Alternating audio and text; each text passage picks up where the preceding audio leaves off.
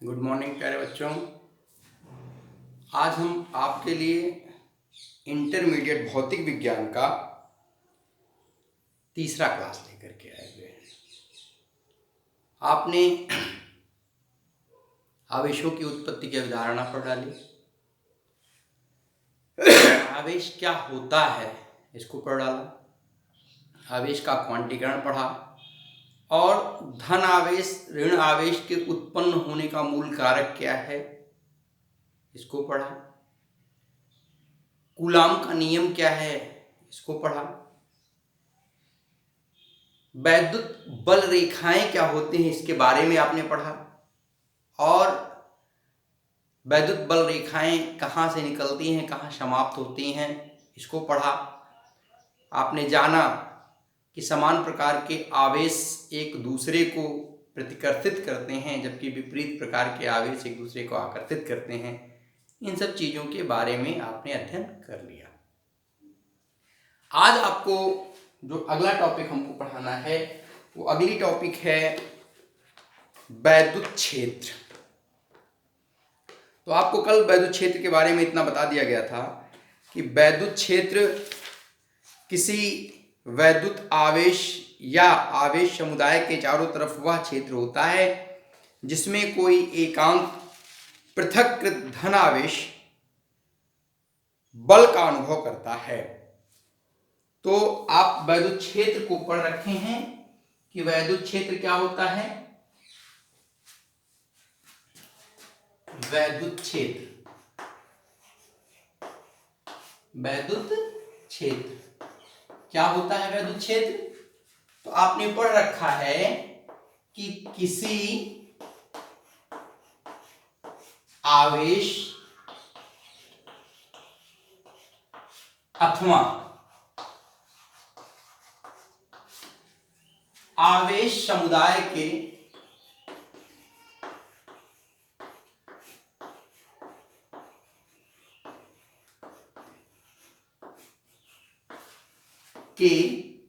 चारों तरफ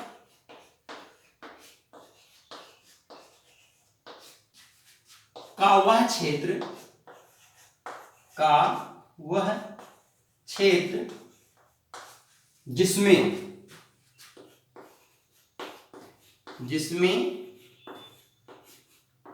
कोई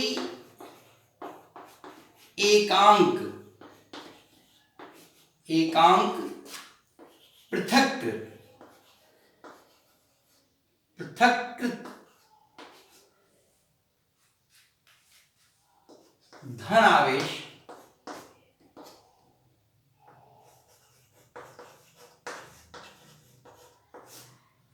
बल का अनुभव करता है, बल का अनुभव करता है।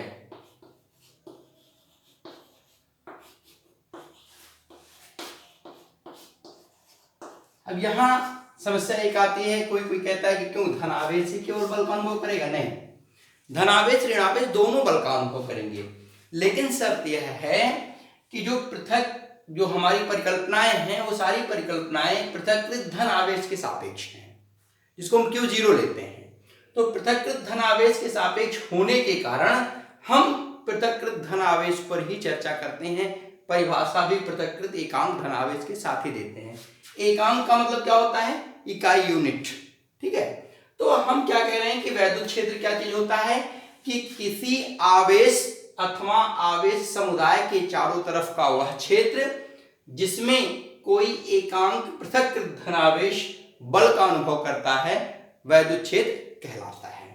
अब जब वैद्युत क्षेत्र की बात हो गई तो अगला टॉपिक आपका हो जाए वैद्युत क्षेत्र की तीव्रता, इंटेंसिटी ऑफ इलेक्ट्रिक फील्ड, वैद्युत क्षेत्र की तीव्रता।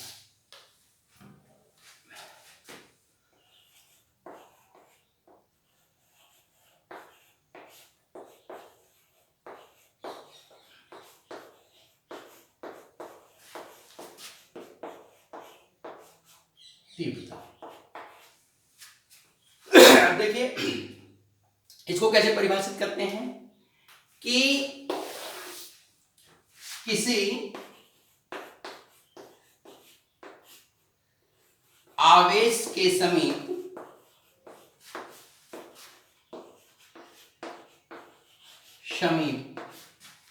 रखे एकांक धन आवेश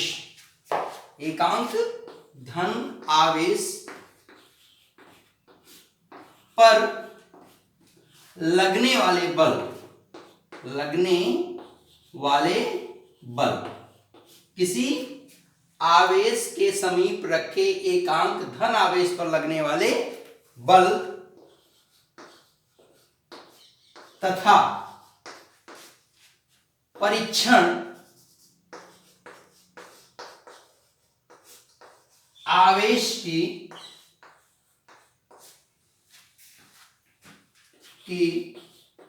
निष्पत्ति माने क्या होता है? अनुपात। निष्पत्ति को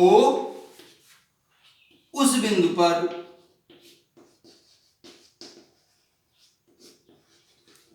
पर वैद्युत क्षेत्र की तीव्रता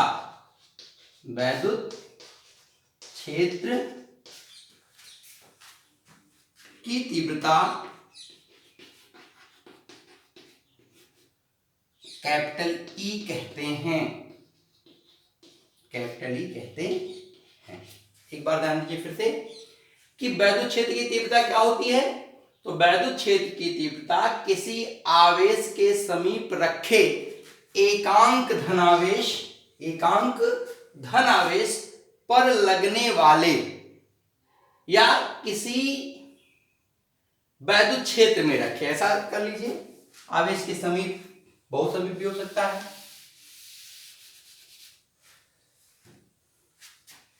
किसी वैद्युत क्षेत्र में रखे एकांक धन आवेश पर लगने वाले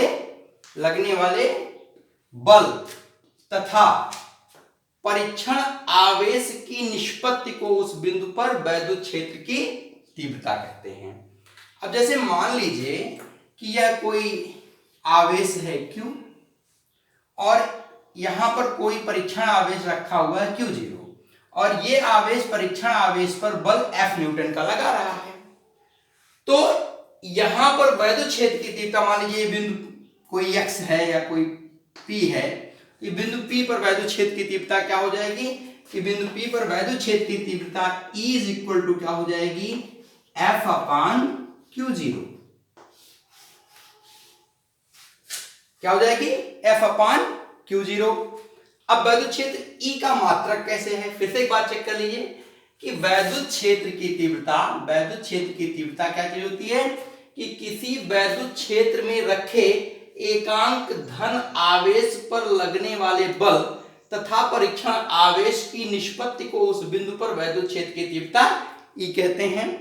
अब क्या हुआ कि अगर कोई Q आवेश के कारण यहां वैद्युत क्षेत्र उत्पन्न है, इस आवेश के कारण उत्पन्न वैद्युत क्षेत्र, मान लिया हमने कि इस पर Q0 पर बल F लग रहा है, तो F और परीक्षण आवेश Q0 की निष्पत्ति को हम क्या कहेंगे? वैद्युत क्षेत्र की तीव्रता कहेंगे। अब अगला टॉपिक है वैद्युत क्षेत्र का मात्रक। समझने में कोई दिक्कत नहीं हो रही होगी।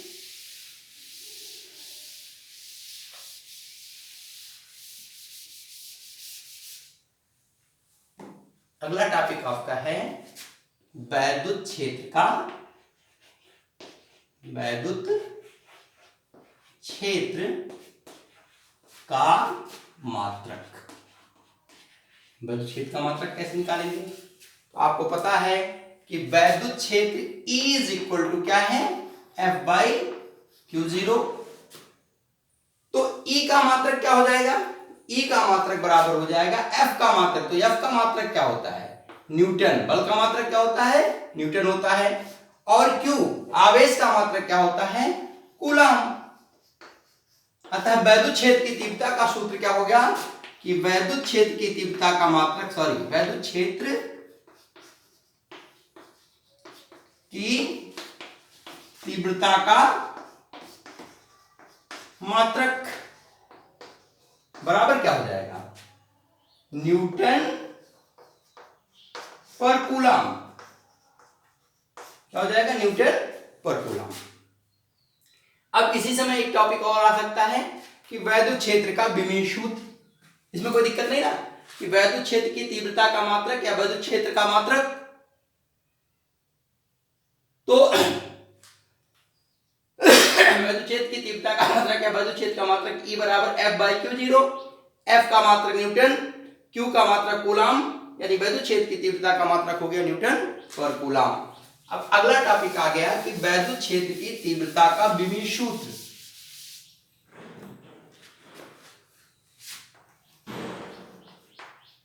वैद्युत क्षेत्र की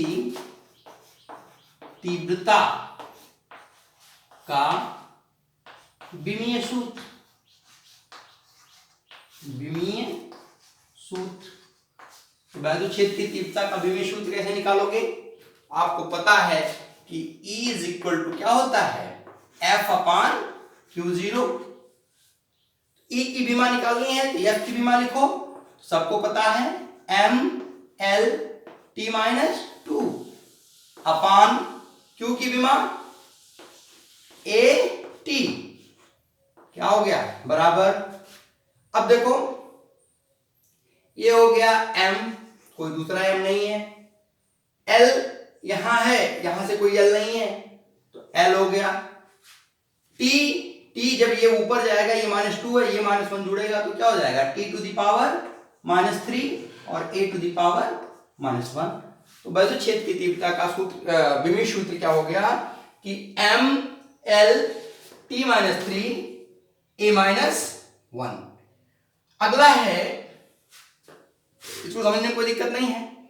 अगला टॉपिक आपका है कि किसी बिंदु आवेश के कारण वैद्युत क्षेत्र की तीव्रता। किसी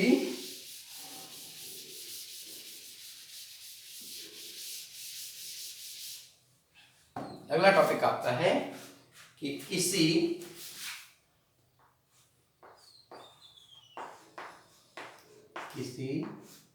बिंदु आवेश के कारण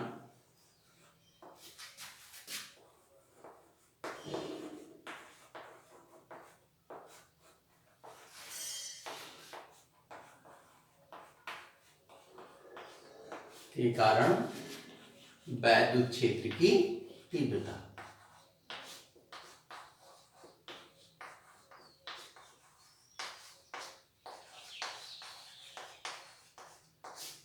अब हमको क्या करना है? हमारा उद्देश्य है कि किसी बिंदु आवेश के कारण वैद्युत क्षेत्र की तीव्रता का सूत्र कैसे निकाला जाता है। हेडिंग है कि किसी बिंदु आवेश के कारण वैद्युत क्षेत्र की तीव्रता, और हमारा उद्देश्य है कि किसी बिंदु आवेश के कारण वैद्युत क्षेत्र की तीव्रता का सूत्र कैसे निकाला जाता है, हम इस पर चर्चा करें।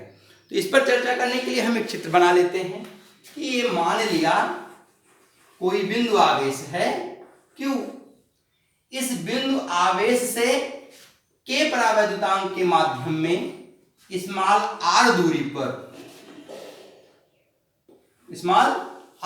पर एक बिंदु है P, और इस बिंदु पर Q0 एक परीक्षण आवेश रखा हुआ है। क्या कहा कि यह एक आवेश है Q। इस आवेश Q से r दूरी पर एक बिंदु है P, और इस बिंदु P पे Q0 परीक्षण आवेश रखा गया है। तो कूलाम के नियमानुसार कूलाम के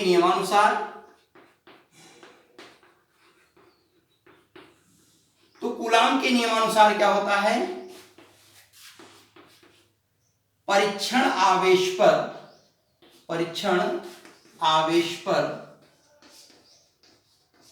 लगने वाला बल।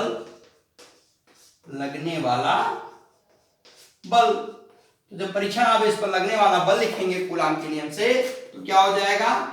F = 1/4πε0K और Q0/r²।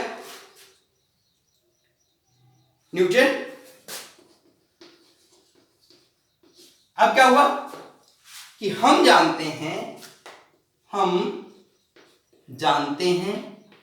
क्या जानते हैं कि E is equal to F upon Q0। मान रखने पर तो जब आप मान रखोगे तो क्या हो जाएगा, ये बराबर हो जाएगा, F का मान कितना है 1/4 पाई इप्सिलॉन 0 के Q0 अपान R स्क्वायर और अपान Q0। तो Q0 से कट जाएगा, जब Q0 से कट जाएगा तो वैद्युत क्षेत्र की तीव्रता का सूत्र आया E is equal to 1/4 pi epsilon 0 के Q अपान R स्क्वायर। चूंकि पहले ये क्या था, न्यूटन था, तो न्यूटन प्रति कूलम। फिर से हम कह क्या रहे हैं कि किसी बिंदु आवेश के कारण वैद्युत क्षेत्र की तीव्रता का सूत्र निकालना है। तो किसी बिंदु आवेश के कारण वैद्युत क्षेत्र की तीव्रता का सूत्र निकालने के लिए हम क्या करते हैं कि पहला काम करते हैं कि मान लेते हैं कि एक आवेश Q है और इस आवेश Q के ही क्षेत्र में इससे स्मॉल r दूरी पर एक परीक्षण आवेश Q0 रखा गया है। अब क्या करेंगे कि कूलाम के नियम से इस आवेश Q द्वारा परीक्षण आवेश Q0 पर लगाया गया बल निकालेंगे। तो कूलाम के नियम से परीक्षण आवेश पर लगने वाला बल क्या हो जाएगा, F is equal to 1/4 pi epsilon 0 के Q1 Q2 Q0 अपान R स्क्वायर न्यूटन। लेकिन हम जानते हैं, अभी आपको बताया गया वैद्युत क्षेत्र की तीव्रता का सूत्र कि E is equal to F upon Q0। अब इसमें F का मान रख दीजिए, जब F का मान रखेंगे तो 1/4 पाई एप्सिलॉन 0 के Q0 अपान R स्क्वायर अपान Q0 से Q0 कट गया, तो फाइनल सूत्र आया E is equal to 1/4 pi epsilon 0 के Q upon R square newton प्रति कूलम। आप जानते हैं कि वायु अथवा निर्वात के लिए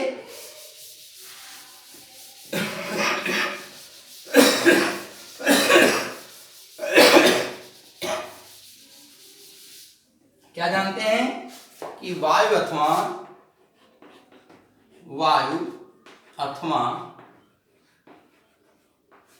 निर्वात के लिए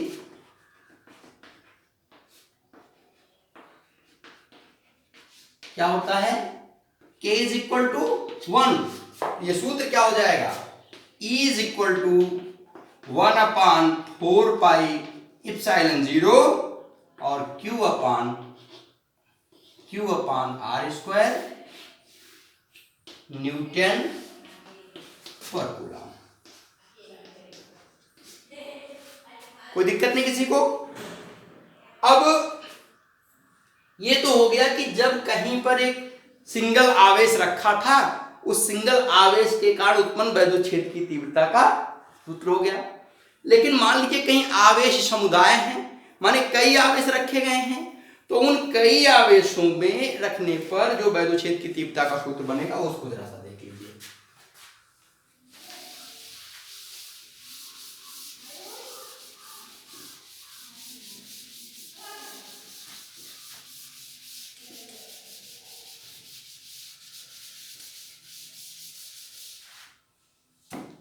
अगला टॉपिक है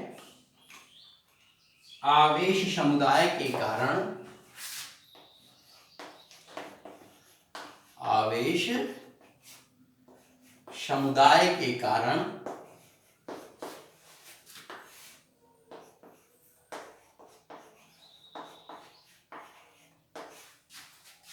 रखे परीक्षण आवेश पर या आवेश समुदाय के कारण वैद्युत क्षेत्र की तीव्रता का सूत्र।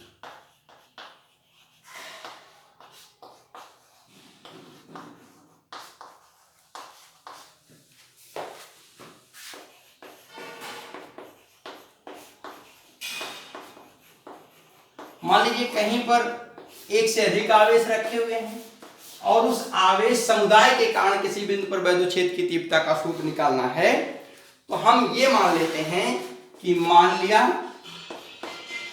लिया plus Q1 plus Q2 plus Q3 कामा है सब Q3 minus Q4 minus Q5 आवेशों से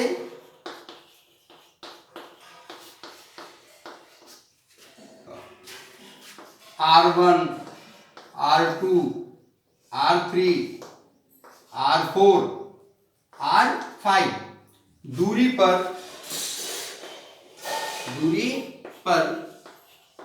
कोई बिंदु P है जिस पर वैद्युत क्षेत्र की तीव्रता का सूत्र निकालना है।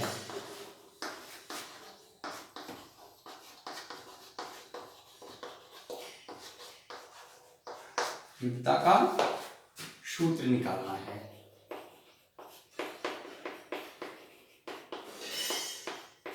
तो अभी आपको याद है कि जब किसी आवेश के समीप वैद्युत क्षेत्र की तीव्रता का सूत्र आपने निकाला तो निकल के आया E बराबर 1/4 पाई इप्सिलॉन 0 के और Q/r²। इसीलिए Q1 के कारण क्या हो जाएगा, Q1 के कारण अब Q1 प्लस है तो Q1 के कारण हो जाएगा E1 बराबर 1/4 पाई इप्सिलॉन 0 के और Q1 बटे r1²। ऐसे प्लस Q2 के कारण क्या हो जाएगा E2 बराबर 1/4 पाई इप्सिलॉन 0 के और Q2/r² प्लस Q3 के कारण तो क्या हो जाएगा E3 बराबर 1/4 पाई इप्सिलॉन 0 के और Q3/r3 का whole square, R1 R2 R3 का होल स्क्वायर। अगर आप Q4 देखेंगे तो ये माइनस में है तो माइनस Q4 के कारण क्या हो जाएगा 1/4 पाई इप्सिलॉन 0 Q4 माइनस चाहे यहां रखिए और चाहे माइनस को एकदम आगे ला दीजिए, यहां ला दीजिए, माइनस Q4/r4 का होल स्क्वायर। ऐसे ही माइनस Q5 के कारण वैद्युत क्षेत्र की तीव्रता बराबर हो जाएगी माइनस 1/4 पाई इप्सिलॉन 0 के हर जगह के है, हाँ तो के रख लीजिए, तो क्या हो जाएगा Q5/r5 का होल स्क्वायर। अगर Q1 Q2 Q3 यानी E1 E2 E3 E4 E5 को हम आपस में जोड़ें तो परिणामी तीव्रता तो बिंदु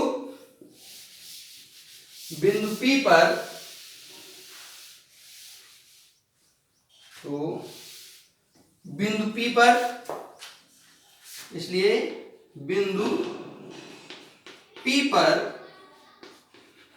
परिणामी तीव्रता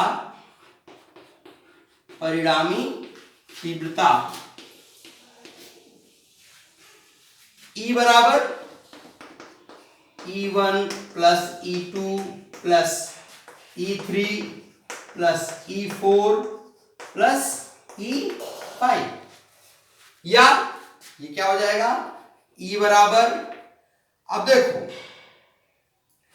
1/4 पाई इप्सिलॉन 0 के सब में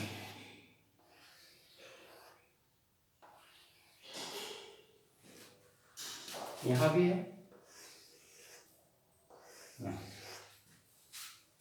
तो ये सब में है तो इसको सब में है तो कॉमन ले लीजिए, तो क्या हो जाएगा 1/4 पाई इप्सिलॉन 0 के ब्रैकेट में क्या बचा कि Q1/r1² plus Q2/r2² plus Q3/r3² plus नहीं अब माइनस वो निगेटिव है Q4/r4² माइनस Q5/r5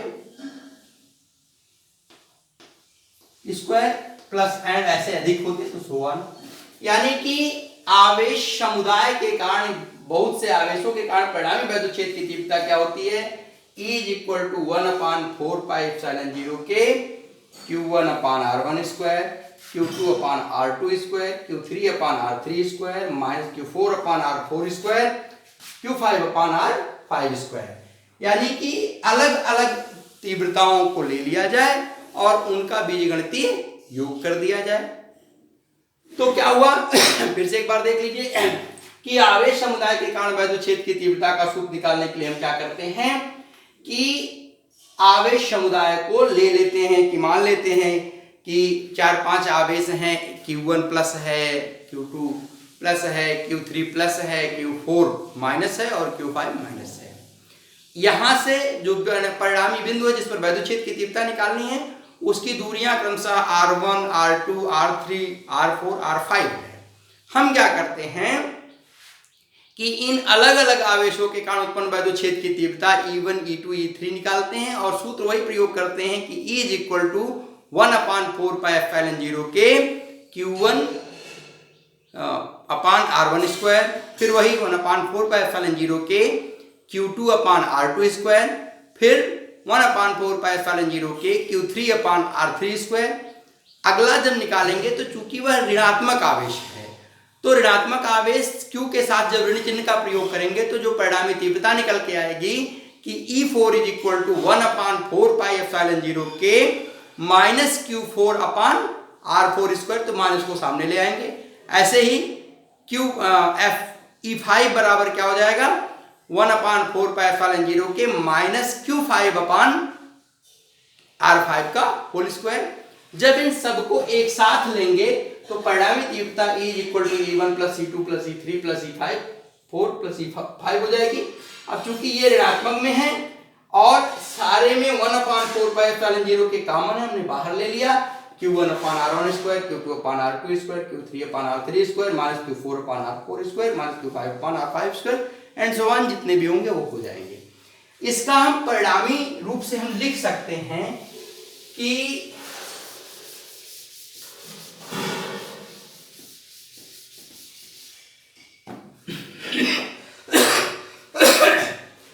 आवेश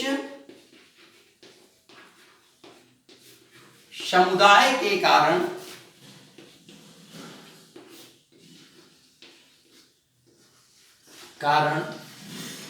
किसी बिंदु पर परिणामी तीव्रता इनकी वैद्युत क्षेत्र की तीव्रताओं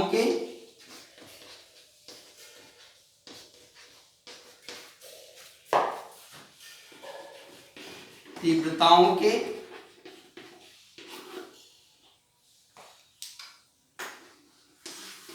बीजगणितीय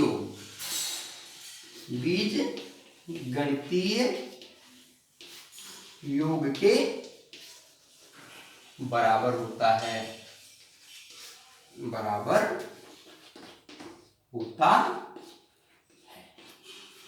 क्या किया जाए, अगर किसी बिंदु पर हमें आवेश समुदाय के कारण परिणामी वैद्युत क्षेत्र की तीव्रता निकालनी है तो उनके द्वारा अलग अलग वैद्युत क्षेत्र की तीव्रताओं को निकाल लिया जाए और निकालने के बाद उनका बीजगणितीय योग कर दिया जाए, तो उस बीजगणितीय योग का जो परिणाम होता है उस बिंदु पर परिणामी वैद्युत क्षेत्र की तीव्रता का सूत्र होता है।